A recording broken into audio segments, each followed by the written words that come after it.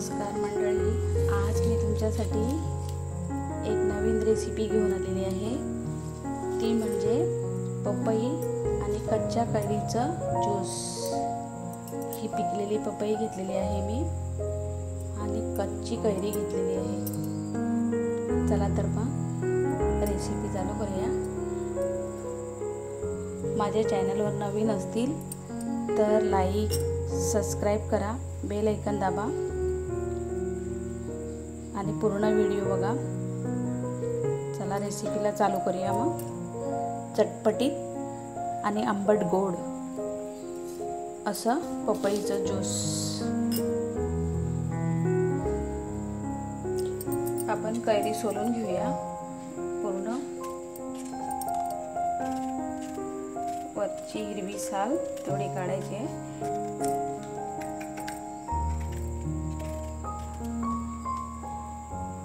उन्हाळ्यामध्ये जरा थंडगार वेगळं काहीतरी असलं चटपटीत तर खूप छान वाटते। तुम्ही पण बनवून बघा, ही रेसिपी खूप छान आहे।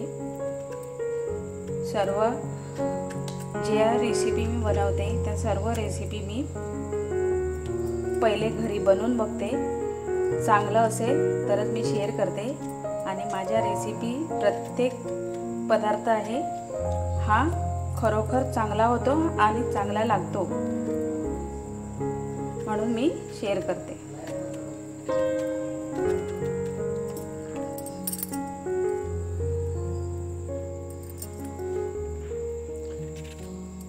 सोलून घेतलेली आहे पूर्ण कैरी। तर आता आपण याच्या कापी करूया।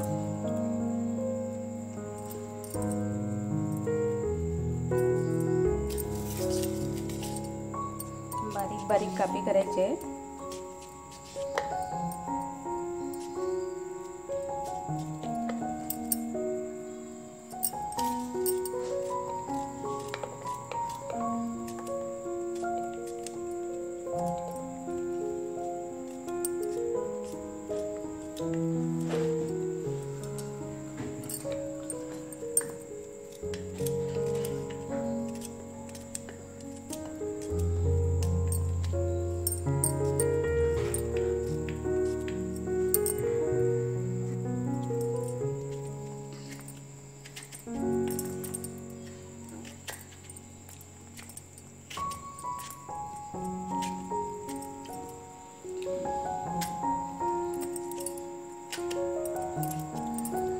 खूप आंबट पण नाही आहे आंबा कैरी।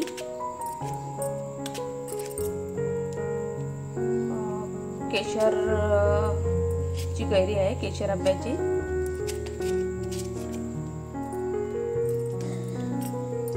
छान अशी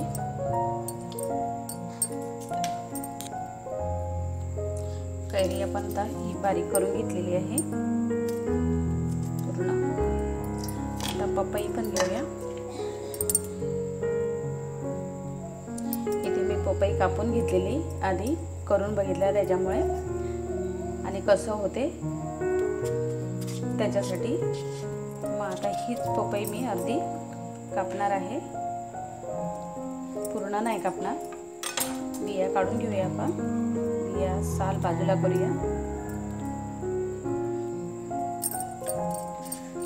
पूर्ण साल काढून घ्यायची आहे आपल्याला याची।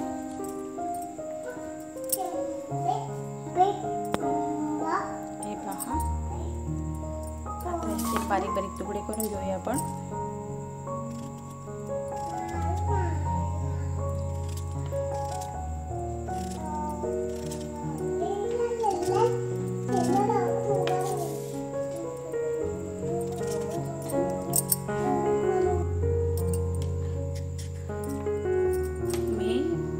मी अर्धी पपई घेतलेली आहे, अर्धी ठेवले, अर्धी पपई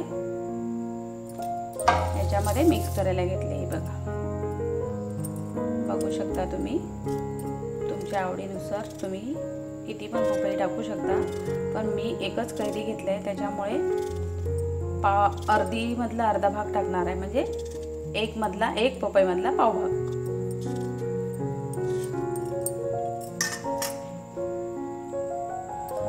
तर असं कापून घ्यायचं आहे आणि मिक्सरला बारीक करायचं आहे. तर आपण मिक्सरमध्ये टाकून घेऊया. मिक्सरमध्ये वाटताना दोन्ही मिक्सच वाटायचे. तुमच्या मिक्सरचा जार किती मोठा आहे त्यानुसार तुम्ही मिक्सरमध्ये टाकून घ्या. मी एवढं थोडं थोडं करून वाटून घेणार आहे. आता मी ह्याच्यामध्ये साखर टाकणार आहे. तर साखर मी ही 1 वाटी घेतलेली आहे. 1 वाटी म्हणजे 300 ग्रॅम साखर आहे. मला एवढी साखर लागणार आहे. तुम्हाला जेवढं गोड पाहिजे त्यानुसार तुम्ही साखर टाकू शकता.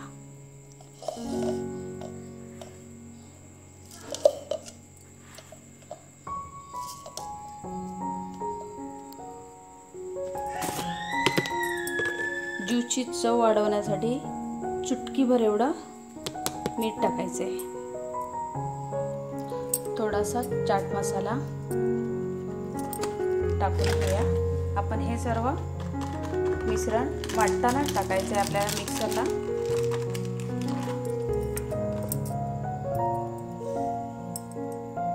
बारीक करताना थोडंसं पाणी टाकून घ्यायचं आहे आपल्याला.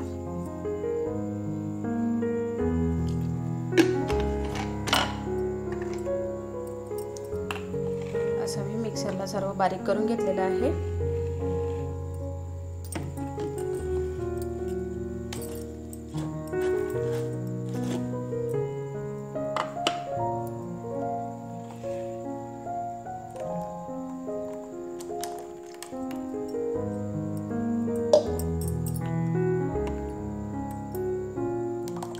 पाहू शकता तुम्ही किती मस्त असं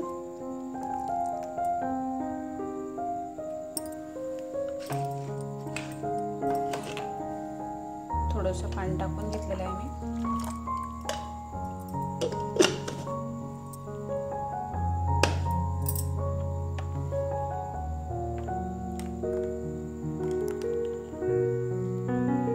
तर मी 300 ग्रॅम साखर घेतली. तेवढी साखर मला याच्यामध्ये लागलेली आहे, बघू शकता तुम्ही.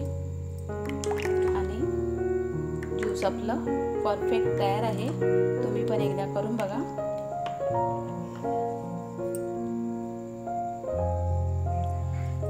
तर छान ज्यूस आपलं तयार आहे.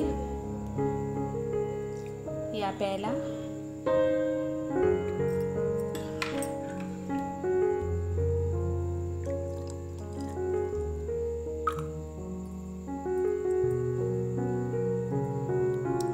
या ज्यूसमध्ये कोणताही कलर वगैरे वापरला गेला नाहीये. अगदी घरगुती पद्धतीने बनवलेले आहे. कलर वगैरे न वापरता छान असं थंड आणि गरम, आंबट, गोड आणि चटपटीत असा छान आपला ज्यूस तयार आहे. आणि माझी रेसिपी आवडली असेल तर लाईक, शेअर, सबस्क्राईब करा आणि बेल आयकॉन दाबायला विसरू नका, जेणेकरून पुन्हा कोणती मी रेसिपी तुमच्याबरोबर अपलोड करेन तर तुमच्यापर्यंत पोचली पाहिजेत यासाठी. चला मग, धन्यवाद.